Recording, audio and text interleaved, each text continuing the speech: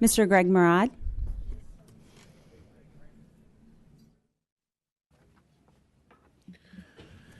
Thank you. My name is Greg Mourad. I am Vice President of the National Right to Work Committee. We are a 2.8 million member citizens organization dedicated to the elimination of compulsory unionism.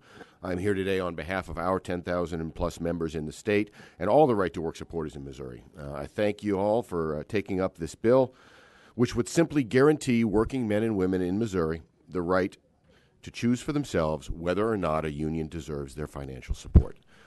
Now, because of their complexity, federal and state labor laws are not well understood by most people, so I'd like to open this testimony with a simple illustration that highlights the principle upon which current national and Missouri labor law rests.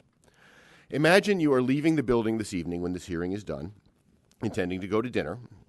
Well, a cab pulls up to the curb in front of you. A couple guys are standing next to you. They grab you. They put you in that cab. You're sitting between them in the back seat, and the cab is on its way to St. Louis. You protest, but the other two passengers will not let you out. The driver ignores you.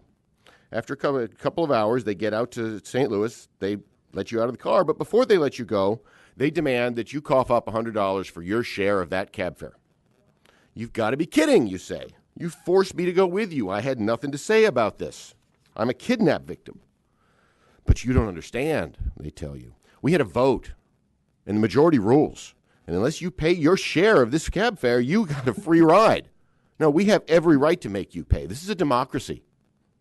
But I didn't want to go to St. Louis. I wanted to go out to dinner. Well, in a nutshell, I have just illustrated how federal and state labor laws abuse the freedom of working people to earn an honest living for themselves and their families. If this taxi ride were to happen for real, the driver of the taxi would be arrested for kidnapping and extortion, and forced unionism makes no more sense. Under current law in Missouri, employees who never requested union representation can be forced to accept a labor union as their exclusive monopoly bargaining agent.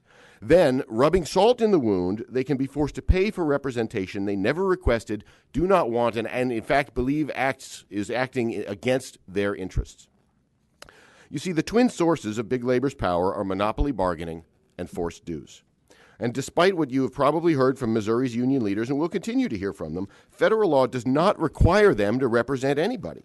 They are perfectly free under federal law to negotiate a contract that only sets the terms and conditions for their own voluntary members. But instead of exercising this perfectly legitimate option, today's union leaders consistently take advantage of the provisions of federal law that give them the tyrannical power to force every worker to submit to their monopoly representation. By exercising this power, they forbid individual workers to represent themselves. Then these same union officials turn around and falsely claim that since they represent non-paying workers, they are somehow entitled to forced dues.